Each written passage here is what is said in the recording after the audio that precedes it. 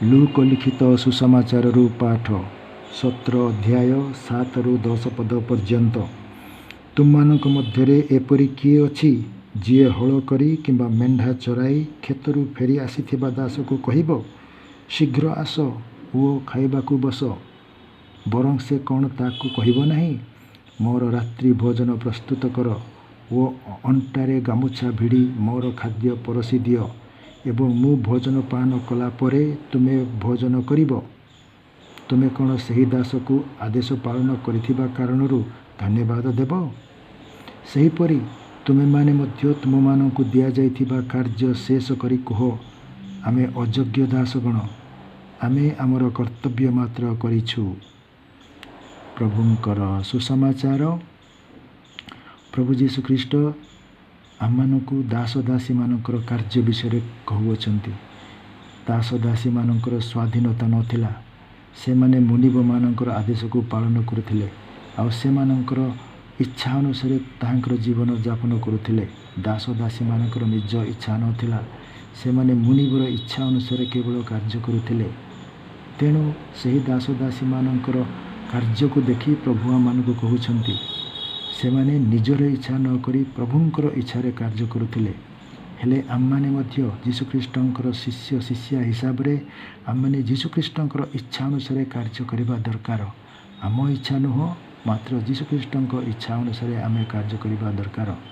ତେଣୁ ପ୍ରଭୁ ଯୀଶୁଖ୍ରୀଷ୍ଟ ପ୍ରଭୁଙ୍କ ପ୍ରାର୍ଥନାରେ ମଧ୍ୟ ଆମମାନଙ୍କୁ ଶିଖାଉଛନ୍ତି, ସ୍ୱର୍ଗରେ ଯେପରି ମର୍ତ୍ତ୍ୟରେ ସେହିପରି ତୁମର ଇଚ୍ଛା ପୂର୍ଣ୍ଣ ହେଉ ବୋଲି ଆମମାନେ ପିତା ପରମେଶ୍ୱରଙ୍କୁ କହିଥାଉ। କାରଣ ପିତା ପରମେଶ୍ୱରଙ୍କର ଇଚ୍ଛା ସାଧନ କରିବା ପାଇଁ ଆମମାନେ ପୃଥିବୀରେ ଅଛୁ।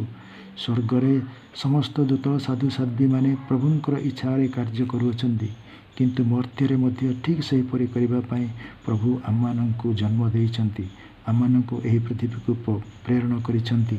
ତେଣୁ ଦାସ ଦାସୀମାନଙ୍କର ଉଦାହରଣ ଦେଇ ପ୍ରଭୁ ଯୀଶୁଖ୍ରୀଷ୍ଟ ଆମମାନଙ୍କୁ କହୁଛନ୍ତି ସେହି ମୁନିବର ଇଚ୍ଛାକୁ ପାଳନ କରିବା ପାଇଁ। ହେଲେ ଆମମାନେ ମଧ୍ୟ ପିତା ପରମେଶ୍ୱରଙ୍କ ଇଚ୍ଛା କାର୍ଯ୍ୟ କରିବା ପାଇଁ ଏହି ପୃଥିବୀରେ ଅଛୁ।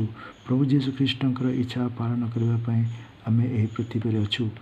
ପବିତ୍ର ଆତ୍ମା ପରମେଶ୍ୱରଙ୍କର ଇଚ୍ଛାରେ କାର୍ଯ୍ୟ କରିବା ପାଇଁ ଆମମାନେ ଏହି ପୃଥିବୀରେ ପରିଚାଳିତ ହେଉଅଛୁ।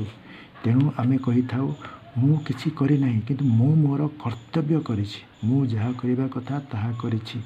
ଯୀଶୁଖ୍ରୀଷ୍ଟ ଯେମିତି କହୁଛନ୍ତି, ମୁଁ ମୋର ଇଚ୍ଛା ପାଳନ କରିବାକୁ ଆସିନାହିଁ, କିନ୍ତୁ ମୋ ପ୍ରେରଣକର୍ତ୍ତାଙ୍କ ଇଚ୍ଛା ପାଳନ କରିବାକୁ ଆସିଅଛି। ଅର୍ଥାତ୍ ପିତା ପରମେଶ୍ୱର ତାହାଙ୍କୁ ଏହି ପୃଥିବୀକୁ ପ୍ରେରଣ କଲେ।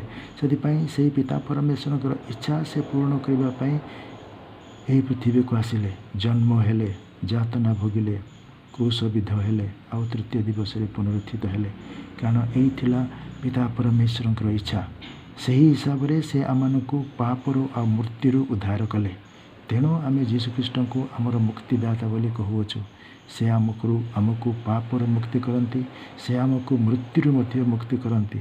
କାରଣ ପ୍ରଭୁ ପରମେଶ୍ୱରଙ୍କର ଇଚ୍ଛା ଯେ ଆମମାନେ ଅନନ୍ତ ଜୀବନ ଲାଭ କରିବା। ପ୍ରଭୁ ଯେପରି ଚିରନ୍ତନ ପରମେଶ୍ୱର, ସେହିପରି ଆମମାନଙ୍କୁ ଅନନ୍ତ ଜୀବନ ଲାଭ କରିବା ପାଇଁ, ତାହାଙ୍କ ସଙ୍ଗରେ ବାସ କରିବା ପାଇଁ, ସ୍ୱର୍ଗରେ ତାହାଙ୍କ ସହିତ ଚିରକାଳ ବାସ କରିବା ପାଇଁ ପ୍ରଭୁଙ୍କର ଇଚ୍ଛା। ତେଣୁ ସେହି ଇଚ୍ଛା କରିବା ପାଇଁ ଆମର କର୍ତ୍ତବ୍ୟ ଅଛି। ଆମେ କରିବା ଯୋଗ୍ୟ। ପ୍ରଭୁ ଯାହା ଆମକୁ ଆଦେଶ କରିଛନ୍ତି ତାହା କରିବା, ସେଇଟା ହେଉଛି ଆମର କର୍ତ୍ତବ୍ୟ, ଅର୍ଥାତ୍ କରିବା ଯୋଗ୍ୟ। ଶୈତାନର କାର୍ଯ୍ୟ କରିବା ପାଇଁ ଆମେ ଏ ପୃଥିବୀକୁ ଆସିନାହୁଁ, କିମ୍ବା ନିଜର ଇଚ୍ଛା ସାଧନ କରିବା ପାଇଁ ଏହି ପୃଥିବୀକୁ ଆସିନାହୁଁ, କିନ୍ତୁ ପ୍ରଭୁଙ୍କର ଇଚ୍ଛା। କାରଣ ପ୍ରଭୁଙ୍କର ଇଚ୍ଛା ଆମର ଇଚ୍ଛା ଏକ ହେବା ଦରକାର। ହେଲେ ଏହିପରି ଭାବରେ ହିଁ ଆମମାନେ ପ୍ରଭୁଙ୍କର ସେବା କରିପାରିବା ଆଉ ଅନନ୍ତକାଳ ଜୀବନ ଯାପନ କରିପାରିବା। ସେଥିପାଇଁ ପ୍ରଭୁ ଆମମାନଙ୍କୁ ଏହି ଶିକ୍ଷା ଦେଉଅଛନ୍ତି, ତୁମେ ଦାସ ଦାସୀ ଯେପରି ମୁନିବର କଥା ମାନେ, ଠିକ୍ ସେହିପରି ଆମମାନେ ତ୍ରୈକ୍ୟ ପରମେଶ୍ୱରଙ୍କର କଥା ମାନି ଏହି ପୃଥିବୀରେ କାର୍ଯ୍ୟ କରିବା। ତାହେଲେ ଆମମାନେ ଅନନ୍ତ ଜୀବନ, ଅନନ୍ତ ସୁଖ, ଅନନ୍ତ ଶାନ୍ତି, ଅନନ୍ତ ପ୍ରେମ ଲାଭ କରିବା।